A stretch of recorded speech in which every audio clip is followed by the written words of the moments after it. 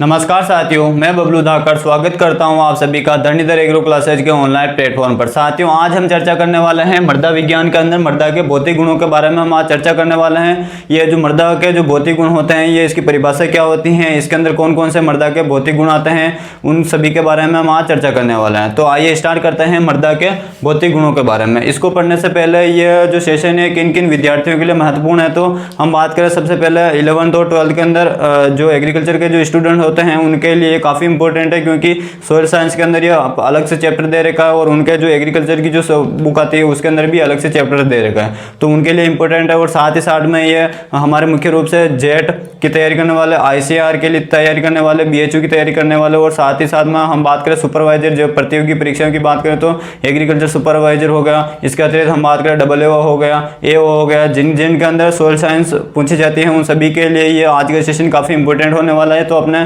सभी साथियों को इसे अधिक से अधिक शेयर करें, और अभी तक आपने चैनल को सब्सक्राइब नहीं किया है तो चैनल को सब्सक्राइब करें। तो आइए स्टार्ट करते हैं मृदा के भौतिक गुण। सबसे पहले हम ये जो सेशन को स्टार्ट करने से पहले हम देखते हैं कि मृदा के जो भौतिक गुण होते हैं वो कौन कौन से होते हैं, या फिर मृदा के भौतिक गुण की परिभाषा क्या होती है। तो वन लाइन के अंदर मैं बताऊं आपको जो मृदा के जो भौतिक गुण होते हैं उसकी परिभाषा, तो वन लाइन के अंदर इसकी परिभाषा होती है प्रकृति के द्वारा या फिर नेचर के द्वारा मृदा को दिए गए विभिन्न तत्व को हम किस नाम से जानते हैं, मृदा के भौतिक गुण के नाम से जानते हैं। यानी कि कहने का अर्थ यह है कि प्रकृति के द्वारा मृदा को दिए गए तत्व को हम मृदा के भौतिक गुणों के नाम से जानते हैं। अब हम देखते हैं कि जो मृदा के जो भौतिक गुण होते हैं जो पृथ्वी के द्वारा इस मृदा को दिए जाते हैं वो कौन कौन से तत्व होते हैं। सबसे पहले उनका हम नाम देखते हैं, उसको एक चार्ट के रूप में देखते हैं। तो यहाँ पर बीच में आ जाएगा हमारे soil, physical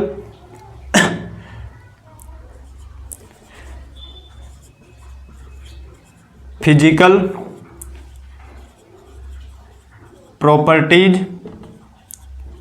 of soil, physical properties of soil, ठीक है ना, मृदा के भौतिक गुण। अब मृदा के भौतिक गुणों की बात करें हम तो कौन कौन से हो जाएंगे। सबसे नंबर फर्स्ट बात करें हम, जो प्रकृति के द्वारा दिए जाते हैं उन सभी को क्या कहते हैं, हम मृदा के भौतिक गुण के नाम से जानते हैं। यानी कि इसके अंदर हम बात करें मैन मेड का कोई इसके अंदर योगदान नहीं रहता है, यानी कि मनुष्य का इसके अंदर कोई योगदान नहीं रहता है। जो भी ये भौतिक गुण होते हैं वो सभी के सभी प्रकृति के द्वारा दिए जाते हैं, ये हमें याद रखना है, ठीक है ना। तो बात करें सबसे पहले इसके अंदर कौन कौन आता है, तो एक आता है इसके अंदर मृदा कणाकार। अब ये मृदा कणाकार क्या होता है, सोइल टेक्सचर क्या होता है, तो हम अभी बात नहीं करेंगे, केवल और केवल सबसे पहले आप नाम सुनिए। पहला क्या आता है, कणाकार। मैं सबसे पहले नाम लिख देता हूं, उसके बाद में हम इनके बारे में डिस्कस कर लेंगे, ठीक है ना। उसके बाद आता है हमारे मृदा संरचना। क्या आता है, मृदा संरचना। उसके बाद में आता है मृदा ताप। उसके बाद आता है मृदा रंग। उसके बाद क्या आता है, मृदा रंग। उसके बाद नेक्स्ट बात करें हम इधर, उसके बाद क्या आता है, मृदा रंग हो गया, और उसके बाद आता है मृदा सरंध्रता। क्या आता है, मृदा सरंध्रता। उसके बाद नेक्स्ट बात करें, उसके बाद क्या आता है, तो मृदा जल। उसके बाद क्या आता है, तो उसके बाद आ जाएगा हमारे मृदा कणाकार हो गया, मृदा संरचना हो गया, मृदा ताप हो गया, मृदा रंग हो गया, मृदा संरचना हो गया, मृदा जल हो गया। इसके अतिरिक्त हम बात करें इसके अंदर हो जाएगा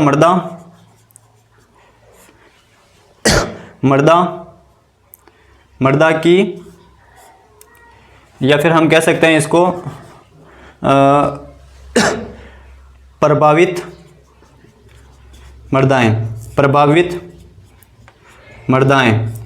मृदाएं। ये जितने भी आपको नाम दिखाई दे रहे हैं ये सभी के सभी क्या होते हैं, मृदा के, ये क्या होते हैं, मृदा के भौतिक गुण होते हैं, जो क्या दिए जाते हैं पृथ्वी के जो प्रकृति होती है उसके द्वारा मृदा को उपलब्ध करवाया जाता है। जैसे हम उदाहरण के रूप में बात करें मृदा कणाकार, तो मृदा के 3 कण होते हैं। एक तो होता है बालू होता है जिसको हम सैंड के नाम से जानते हैं, दूसरा सिल्ट, और एक होता है क्ले। ये तीनों जो होते हैं, इन तीनों को क्या कहा जाता है, मृदा कणाकार के नाम से हम जानते हैं, ठीक है ना। तो ये तीनों जो कण होते हैं ये प्रकृति के द्वारा दिए जाते हैं, इसको मनुष्य नहीं बना सकता है, इसीलिए इनको क्या कहा जाता है, मृदा कणाकार कहा जाता है। और ये क्या होता है, मृदा के भौतिक गुणों के रूप में हम काउंट करते हैं। जो प्रकृति के द्वारा जितनी भी चीजें दी जाती हैं वो सभी सभी क्या होते हैं, जो सोइल को दी जाती है वो सभी हमारे मृदा के भौतिक गुणों के रूप में काउंट किए जाते हैं। दूसरा आता है मृदा संरचना। आपने मृदा की संरचना, अगर आपने कहीं पे मृदा देखी होगी तो आपने संरचना के रूप में देखा होगा कि उसके अंदर सबसे ऊपर काली परत होती है मृदा की, उसके बाद में थोड़ा अगर हम गड्ढा खोदते हैं तो वहाँ पर हमें लाल मृदा दिखाई देती है, थोड़ा और हम अगर गड्ढा खोदे तो अंदर की तरफ और जाते जाते हैं तो वहाँ पर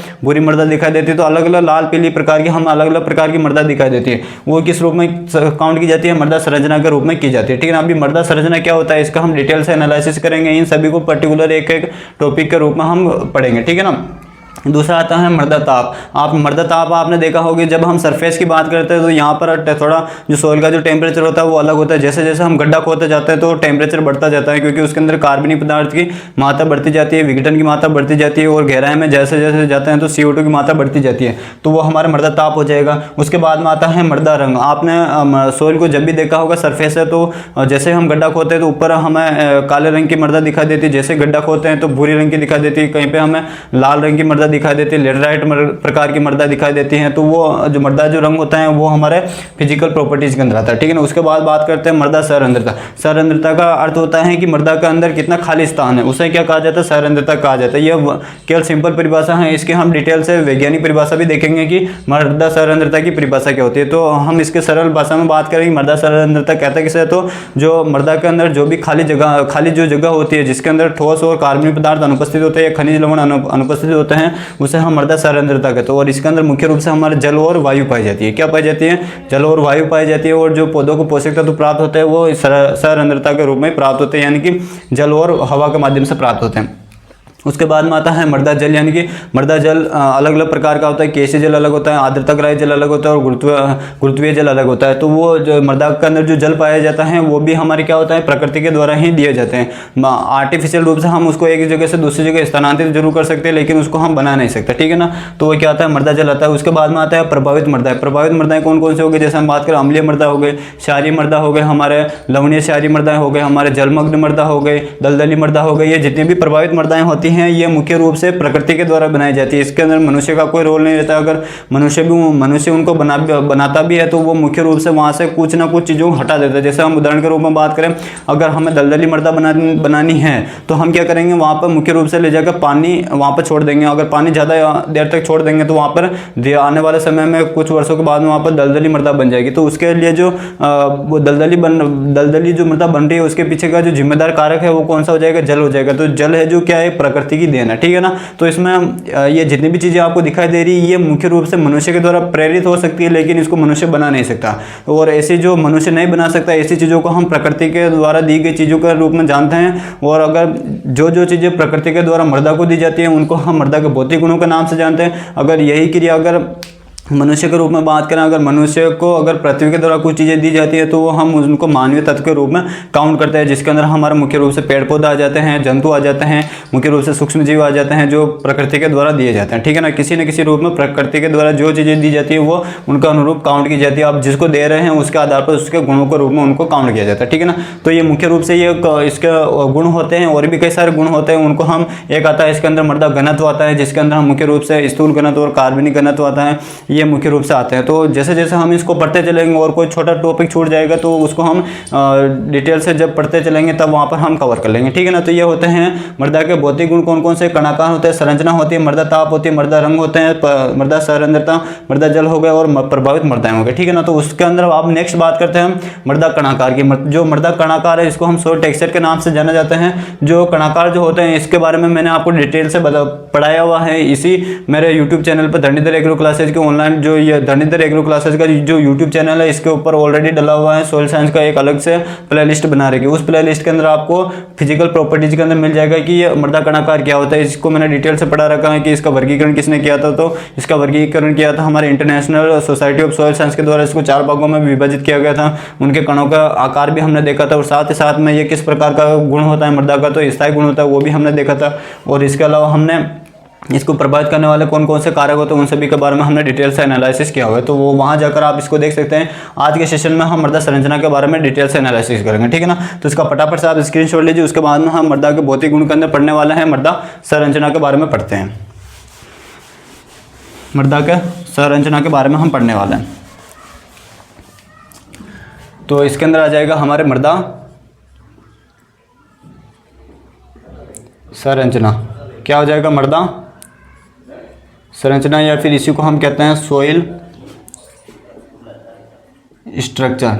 इसको किस नाम से जानते हैं हम, सॉइल स्ट्रक्चर के नाम से इसको जानते हैं, ठीक है ना। किसके अंदर, मृदा के भौतिक गुण के अंदर नंबर सेकंड टॉपिक हो जाएगा हमारे मृदा संरचना, ठीक है ना। अब मृदा संरचना की बात करें तो सबसे पहले मृदा संरचना की परिभाषा क्या होती है वो हम समझते हैं। तो मृदा संरचना को समझने से पहले हमें मृदा के जो प्राथमिक कण होते हैं उनके बारे में हमें समझना होगा, क्योंकि अल्टीमेटली मृदा के जो भौतिक गुण जो होते हैं वो मुख्य रूप से मृदा के जो 3 प्राथमिक कण होते हैं, जो मैंने पहले बताया था आपको, बालू हो गया जिसको हम सैंड के नाम से जानते हैं, सिल्ट और क्ले, इन तीनों के ऊपर यह पूरी की पूरी जो मृदा के भौतिक गुण होते हैं उनकी कहानी टिकी हुई है, ठीक है ना। तो मृदा के भौतिक गुण जो होते हैं वो 3 पार्टिकल से 3 कणों पर टिके हुए हैं, मृदा के बालू, सिल्ट और एक हो जाएगा हमारे क्ले, जो और बालू जो होती है उसको हम सैंड के नाम से जानते हैं, ठीक है ना। तो मृदा संरचना को पढ़ने से पहले हमें वो तीनों के बारे में हम देखते हैं कि ये क्या क्या हो सकते हैं, ठीक है ना।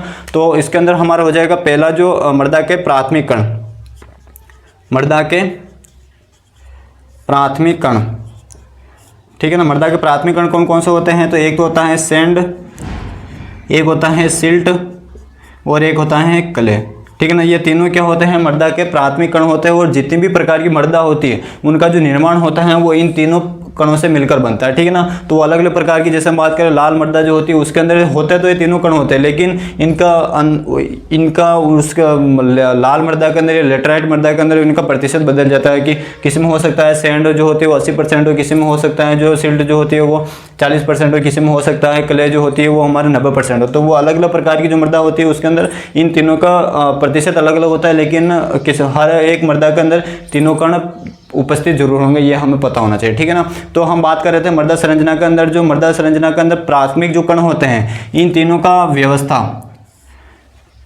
प्राथमिक जो कण होते हैं इन तीनों का व्यवस्थित क्रम क्या कहलाता है, व्यवस्थित क्रम क्या कहलाता है, हमारे मृदा संरचना कहलाता है। तो इसकी परिभाषा क्या हो जाएगी, मृदा के जो प्राथमिक कण होते हैं, मृदा के प्राथमिक कणों का सुव्यवस्थित क्रम क्या कहलाता है, हमारे मृदा संरचना कहलाता है। क्या कहलाता है, सुव्यवस्थित क्रम क्या कहलाता है, मृदा संरचना कहलाता है, ठीक है ना। या फिर सुव्यवस्थित की जगह हम यहाँ पे लिख सकते हैं अरेंजमेंट, अरेंजमेंट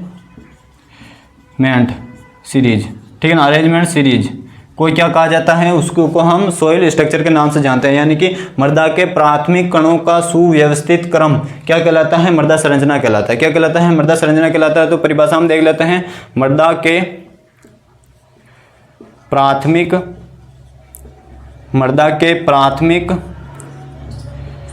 कणों का मृदा में सुव्यवस्थित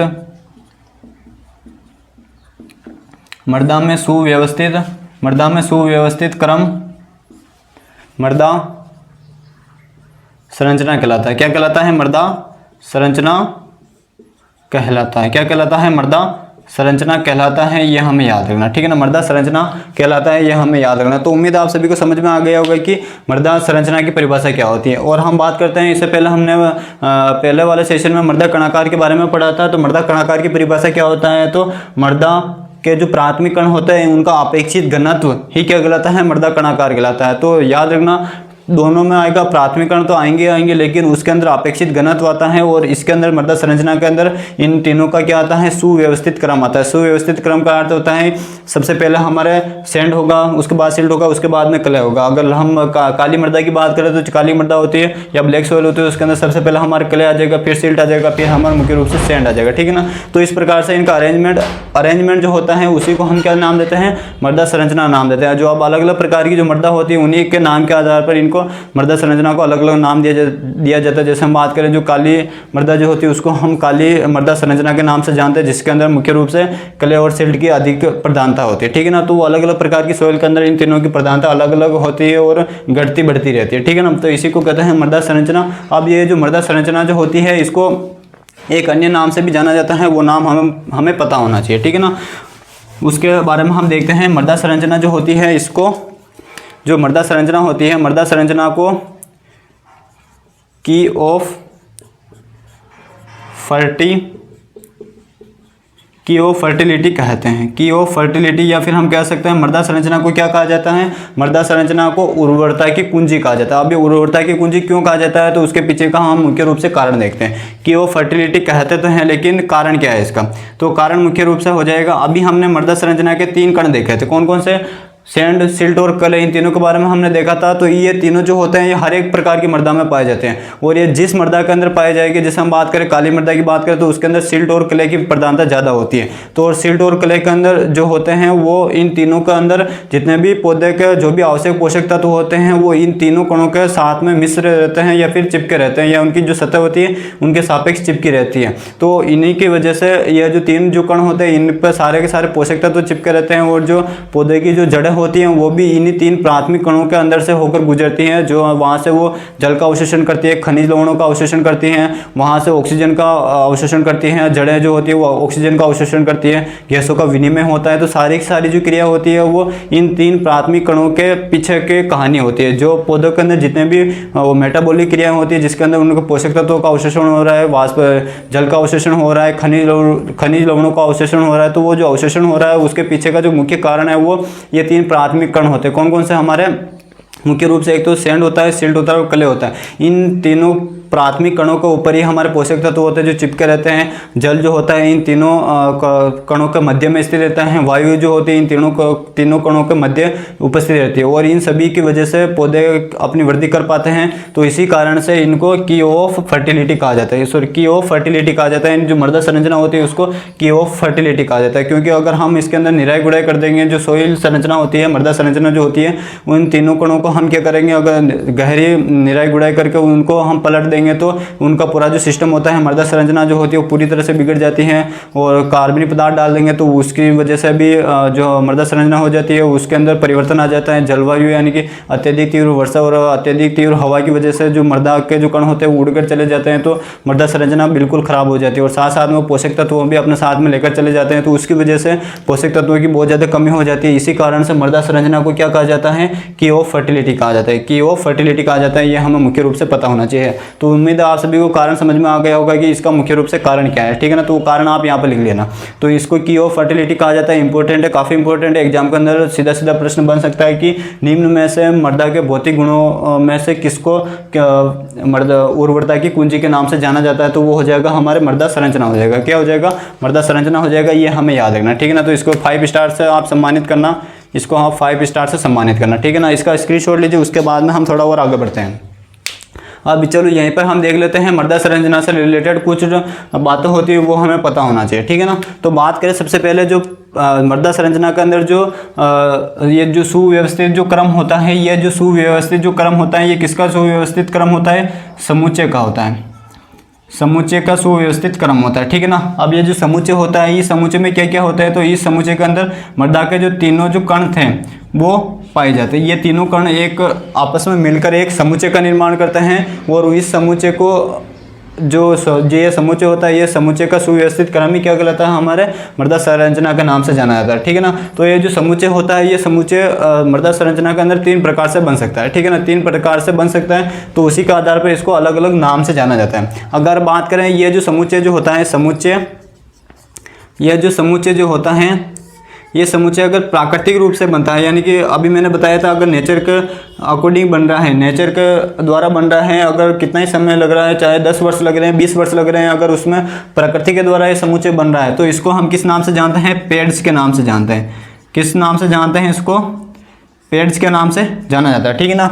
अगर समुच्चय जो प्राकृतिक रूप से बन रहा है तो उसको पेड्स के नाम से जाना जाता है। अगर यही जो समुच्चय होता है ये कृत्रिम रूप से यानी कि मनुष्य के द्वारा बन रहा है, मनुष्य के द्वारा बनाया जा रहा है। अब ये मनुष्य के द्वारा किस प्रकार से बनता है तो वो थोड़ी देर में बाद में बताता हूँ मैं आपको।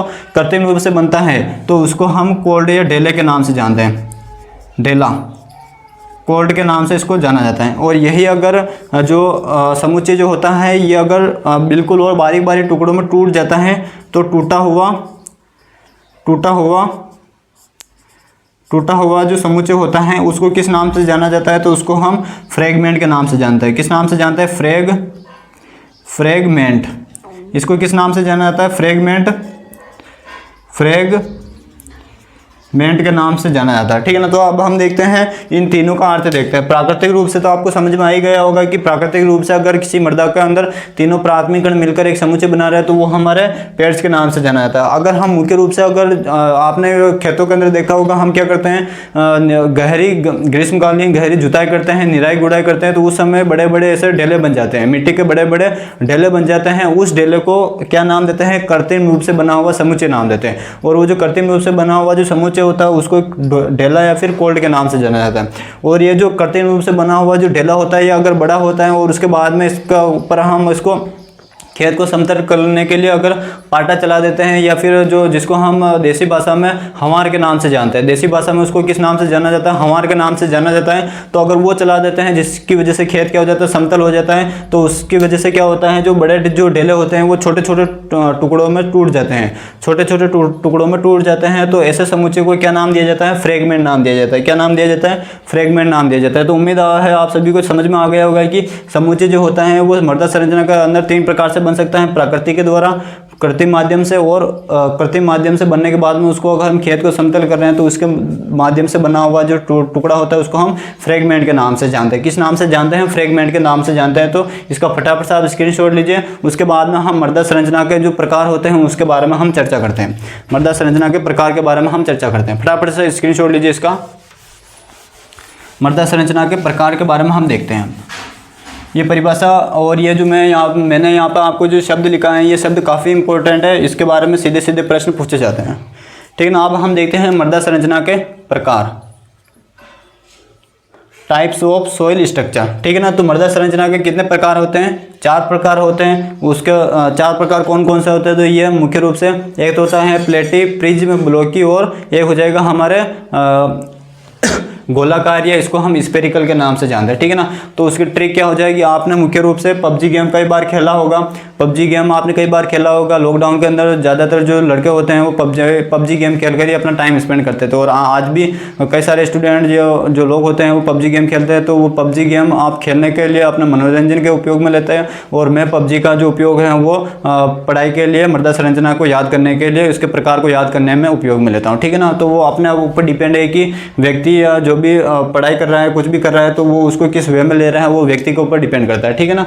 तो बात करें इसके प्रकार हो जाएगी, तो इसकी ट्रिक क्या हो जाएगी, इसकी ट्रिक हो जाएगी पबजी, PPBG, क्या हो जाएगा, PPBG, ठीक है ना। क्या हो जाएगा, PPBG। अब हम इसके अंदर देखते हैं P का अर्थ क्या होता है। तो फर्स्ट जो P होता है, P का अर्थ हो जाएगा इसके अंदर प्लेटी, क्या हो जाएगा, प्लेटी। दूसरा P की बात करें तो P का अर्थ हो जाएगा यहाँ पर प्रिज्मीय, प्रिज्मेटिक या प्रिज्मीय।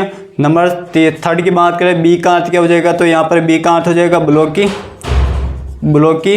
और बात करें G का अर्थ क्या हो जाएगा, G का अर्थ हो जाएगा यहाँ पर गोलाकार, क्या हो जाएगा, गोलाकार, ठीक है ना। क्या हो जाएगा, गोलाकार, जिसको हम इंग्लिश में स्फेरिकल के नाम से जानते हैं। किस नाम से जानते हैं, स्फेरिकल्स के नाम से जानते हैं, ठीक है ना। तो ये 4 प्रकार का होता है। कौन कौन से, पबजी याद रखना, उससे आपका काम हो जाएगा। अब हम इसके अंदर देखते हैं, सबसे पहले हम इसके प्रकार देखें। अब हम देखते हैं इनका साइज क्या होता है। यहाँ पर आ जाएगा हमारी, ये तो हो गए प्रकार, यहाँ आ जाएगा इसका साइज, ठीक है ना। यानी कि जो प्लेटी जो होती है, प्लेटी एक प्रकार से मृदा के अंदर संरचना होती है। तो मृदा के अंदर जो संरचना होती है उसका आकार क्या होता है, जिसको हम प्लेटी के नाम से जानते हैं, ठीक है ना। तो इसके साइज की बात करें तो इसका जो साइज होता है, इसको जनरली साइज को हम किस में मेजरमेंट करेंगे, मिलीमीटर में मेजरमेंट करेंगे। किसके अंदर मेजरमेंट करेंगे, मिलीमीटर के अंदर मेजरमेंट करेंगे, ठीक है ना।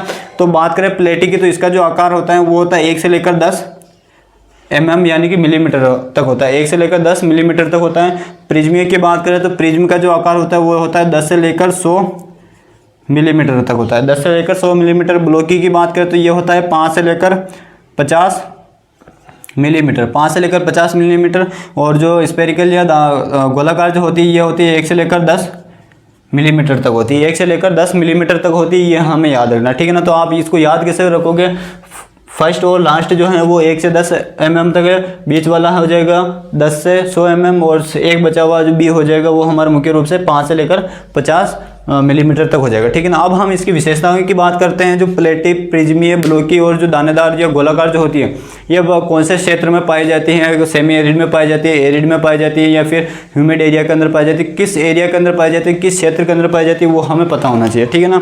तो इनकी उपलब्धता की बात करें या फिर यह किस क्षेत्र के अंदर, एरिया के अंदर पाई जाती है, ठीक है ना, किस क्षेत्र के अंदर ये पाई जाती हैं उसके बारे में हम देखते हैं। तो जो मुख्य रूप से हमारे जो प्लेटी जो होती है ये मुख्य रूप से पाई जाती है नम क्षेत्र के अंदर, नम क्षेत्र के अंदर, या फिर हम कह सकते हैं इसको ह्यूमिड एरिया। अब ये ह्यूमिड एरिया कहाँ कहाँ पर हो सकता है? तो जनरली जो पहाड़ी क्षेत्र हैं, जैसे हम बात करें भारत का पहाड़ी क्षेत्र के रूप में मुख्य रूप से बात करें तो ये हो जाएगा हमारे अरुणाचल प्रदेश हो गया, मेघालय हो गया, बिहार का तराई क्षेत्र हो गया, उत्तर प्रदेश का तराई क्षेत्र हो गया, सिक्किम वाला क्षेत्र हो गया। जो भी हिमालय का जो पहाड़ी राज्य हैं वो सभी के सभी हमारे प्लेटी या नम क्षेत्र के अंदर आते हैं। वहाँ की जो मिट्टी होती है उसके अंदर प्लेटी प्रकार की मृदा संरचना पाई जाती है, ये हमें पता होना चाहिए, ठीक है ना। इसी प्रकार हम थोड़ा और आगे बढ़े।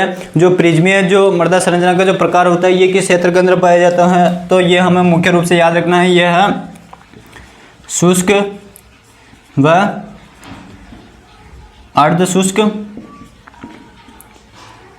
व अर्धशुष्क क्षेत्र के अंदर पाया जाता है, यानी कि ड्राई एंड सेमी एरिड जो जोन होता है उसके अंदर ये पाया जाता है, जिसके अंदर मुख्य रूप से हमारा पश्चिमी भारत या पश्चिमी राजस्थान आता है, ये हमें याद रखना, ठीक है ना। उसके बाद में बात करें जो ब्लॉकी जो होता है ये कहाँ पर पाया जाता है? तो ये हम मुख्य रूप से जो बीज जो होरिजोन होता है या जो बीज जो संस्तर होता है, बीज संस्तर के अंदर ये पाया जाता है, ठीक है ना। बीज जो होरिजोन होता है या बीज जो संस्तर होता है उसके अंदर पाया जाता है। होरिजोन क्या होता है? तो ये एक मृदा प्रोफाइल का एक प्रकार होता है। मृदा प्रोफाइल क्या होती है? तो ये मैंने इस मृदा प्रोफाइल के ऊपर ऑलरेडी एक डिटेल से सेशन कर रखा है, जो इसी धरणीधर नाम से जो हमारा यूट्यूब चैनल है इसके ऊपर प्लेलिस्ट में सोइल साइंस की प्लेलिस्ट बना रखी है, उसके अंदर आपको ये सभी के सभी डिटेल से मिल जाएगी। मृदा संस्तर क्या होता है, मृदा परिच्छेदिका या सोइल प्रोफाइल क्या होती है, वो सभी की सभी आपको डिटेल से मिल जाएगी, ठीक है ना। उसके बाद में नेक्स्ट बात करते हैं जो गोलाकार जो होती है ये कहाँ पर पाई जाती है? तो ये मुख्य रूप से जहाँ पर ज़्यादातर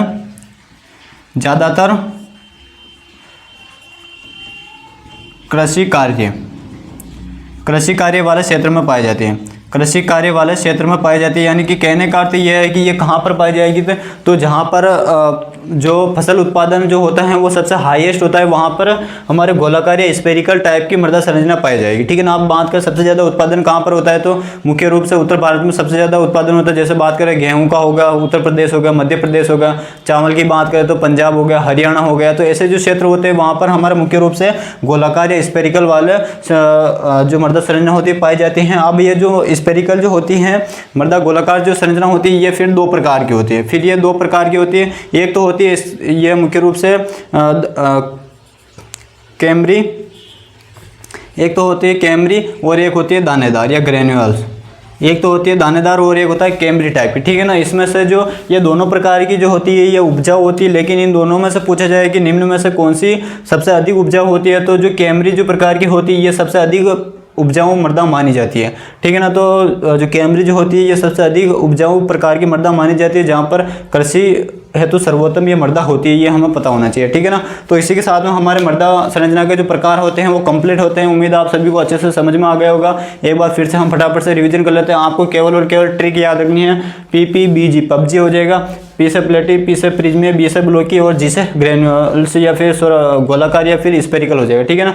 प्लेटी का आकार 1 से 10 mm में होता है जो ह्यूमिड एरिया के अंदर पाए जाते हैं। प्रिज्मी का 10 से 100 mm जो एरिड एंड सेमी एरिड के अंदर पाए जाते हैं। ब्लॉकी जो 5 से 50 mm होती है जो बी हॉरिजॉन के अंदर पाई जाती है। स्फेरिकल जो होती है 1 से 10 mm में होती है, जहाँ पर कृषि कार्य किए जाते हैं वहाँ पर सबसे अधिक पाई जाती है। कैमरी जो होती है सबसे अधिक उपजाऊ प्रकार की मृदा में मानी जाती है, ये काउंट की जाती है, ये हमें पता होना चाहिए, ठीक है ना।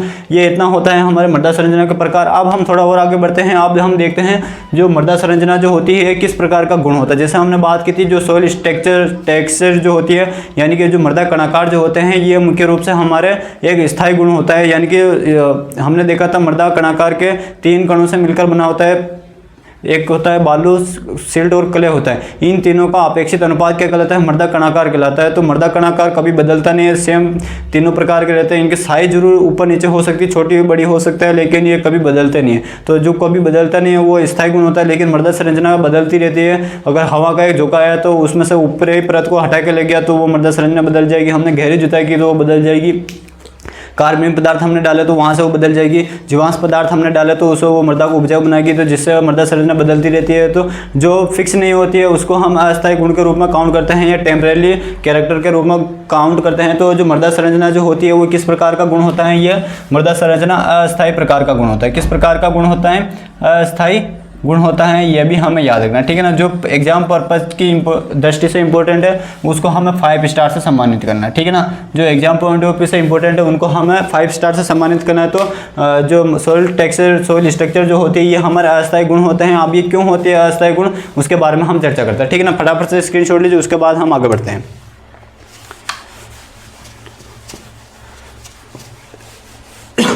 अब बात करें हम अस्थायी गुण या जो ये अस्थायी गुण होता है इसके पीछे का कारण क्या है। तो इसके पीछे का जो मुख्य रूप से कारण है वो हम पढ़ेंगे। तो इसके साथ में हम अस्थायी गुण के जो मुख्य कारक है उन्हीं कारकों को हम सॉइल जो मृदा संरचना होती है इसको प्रभावित करने वाले कारकों के रूप में काउंट किया जाता है। तो हमारे एक ही साथ में 2 प्रश्न कवर हो जाएंगे, तो हम इन दोनों को एक साथ में पढ़ते हैं, ठीक है ना।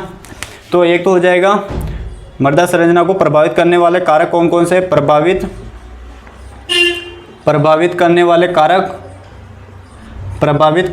कारक, और इसी के साथ में हो जाएगा ये जो अस्थायी गुण हैं, अस्थायी गुण का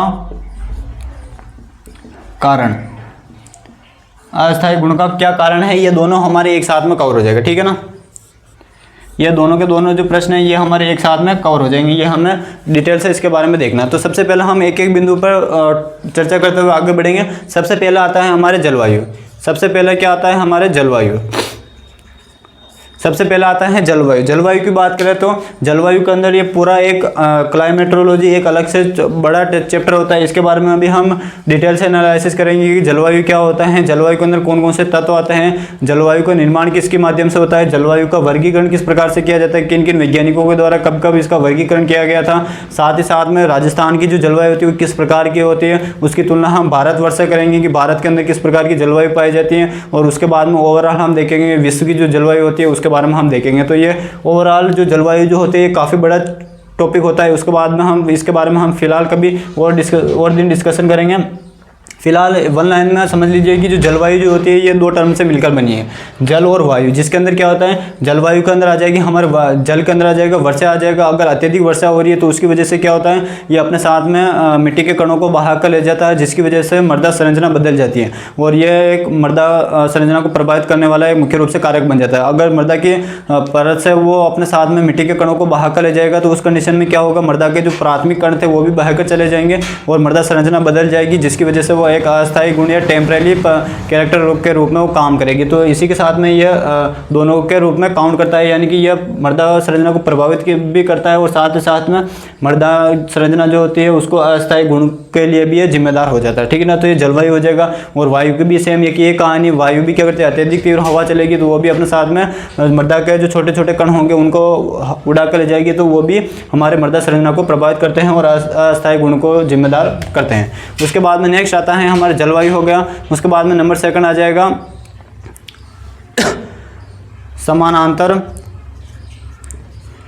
समांतर सूखने व भीगने की क्रिया। समांतर सूखने व भीगने की क्रिया। जो मृदा जो होती है वो क्या करती है, अगर उसके अंदर ज़्यादा पानी चला जाएगा तो वो क्या करेगी, ज़्यादा पानी चला जाएगा तो उसमें से हवा निकल जाएगी और अगर उसमें से अगर हम पानी को हटा देते हैं तो वो क्या हो जाएगी, वापस से वो सूखने लग जाएगी, यानी दरारें पड़ जाएगी। तो इसकी वजह से भी क्या होता है, मृदा संरचना बदलती रहती है। अब मृदा संरचना इसकी वजह से किस प्रकार से बदलती है तो वो देखते हैं। जैसे मान लीजिए हमने मृदा के अंदर पानी डालते हैं, तो पानी डालते हैं तो मृदा संरचना क्या हो जाती है, फूल जाती है, यानी कि मृदा क्या होने लगती है, फूलने लगती है। और फूलती है तो मृदा संरचना भी परिवर्तित हो जाती है। पहले वो उसका उसका आयतन था जो वो कम क्षेत्र में था, वो उसका आयतन बढ़कर बड़ा हो जाता है। और जैसे जैसे वो पानी धीरे धीरे सूखने लगता है, वाष्प बनकर उड़ने लगता है, तो धीरे धीरे वो वापस क्या होती है, पहले फूली हुई थी, उसके बाद में धीरे धीरे वापस वो सिकुड़ने लगती है और दरारें पड़ जाती है। जैसा कि हमने जो काली जो मृदा होती है उस कंडीशन में हमने देखा, काली मृदा की मुख्य विशेषता होती है उसके अंदर बड़ी बड़ी दरारें पाई जाती है, ठीक है ना। तो वो सारी इसके अंदर लागू होती है, तो उसकी वजह से भी क्या होती है, हमारी मृदा संरचना परिवर्तित होती रहती है और ये एक अस्थायी गुण के रूप में काउंट किया जाता है। उसके बाद में नंबर 3 आता है इसके अंदर कार्बनिक पदार्थ की मात्रा, ऑर्गेनिक मैटर, या कार्बनिक पदार्थ की मात्रा है जीवांश पदार्थ की मात्रा। जैसे हम मृदा के अंदर कार्बनिक पदार्थ डालते हैं तो उसके अंदर जो भी मृदा के अंदर जो भी सूक्ष्म जीव होते हैं वो क्या करते हैं, इसका डीकम्पोज करते हैं। डीकम्पोज करने की वजह से वो धीरे धीरे उसको मिक्स करते रहते हैं, जो सॉइल होती है उस सॉइल पार्टिकल के अंदर उसको मिक्स करते रहते हैं। तो पहले किसी मृदा के अंदर कार्बनिक पदार्थ नहीं था, वहाँ पर हम कार्बनिक पदार्थ डाल देते हैं तो वो मृदा धीरे धीरे उपजाऊ होने लगती है। उसकी वजह से जो मृदा संरचना होती है वो बिल्कुल परिवर्तित हो जाती है, यानी कि बदल जाती है, और वो धीरे धीरे मृदा और अधिक उर्वर होने लगती है, फर्टाइल होने लगती है। तो उसकी वजह से हमें उत्पादन भी ज़्यादा प्राप्त होता है। तो ये भी मृदा संरचना को प्रभावित करने वाला मुख्य कारकों के रूप में काउंट किया जाता है। उसके बाद में नंबर 4 की बात करें तो नंबर 4 हो जाएगा सिंचाई प्लस जल निकास, सिंचाई जल निकास प्लस सिंचाई हो गया, जल निकास हो गया, प्लस हो जाएगा हमारे कर्षण क्रियाएं, कर्षण क्रियाओं का प्रभाव, कर्षण क्रियाओं का प्रभाव, कर्षण क्रियाओं का प्रभाव। ये भी क्या करता है, हमारे मृदा जो संरचना होती है उसको प्रभावित करने का पीछे जिम्मेदार कारक होते हैं। तो अब सिंचाई की बात करें तो सिंचाई के मैंने आपको बताया था, जो हमारे सूखने व भीगने की जो क्रिया होती है सिंचाई जैसे ही करते हैं तो उसके अंदर जो वो कुछ कणों को अपने साथ में बहा कर ले जाती है, और साथ ही साथ में जो जैसे ही पानी उसके अंदर प्रवेश करता है मृदा के अंदर तो फूल जाती है, तो उसकी वजह से भी मृदा संरचना प्रभावित होती है। जल निकास की बात करें तो जैसे हम मृदा अगर खेत के अंदर ज़्यादा पानी भरा हुआ है तो उसको हम एकदम से बाहर निकाल दे रहे हैं तो वो अपने साथ में कुछ मृदा के कणों को बहाकर लेकर चली जाती है, तो उसकी वजह से मृदा संरचना परिवर्तित हो जाती है। और कर्षण क्रियाओं के बारे में मैंने आपको बताया था, अगर हम खेती करते हैं तो उसके लिए हम ग्रीष्मकालीन गहरी जुताई करते हैं, निराई गुड़ाई करते हैं, कर्षण क्रियाएं करते हैं, गेती हो गया, फावड़ा हो गया, खुदाली हो गया, इन सभी से मृदा को हम खोदते हैं, तो उसकी वजह से जो मृदा संरचना हो जाती है वो परिवर्तित हो जाती है, जो एक अस्थायी गुण के रूप में भी कार्य करता है, ठीक है ना। तो इसी प्रकार हमारे ये 4 मुख्य कारक होते हैं जो मृदा संरचना को प्रभावित करने वाले कारक होते हैं।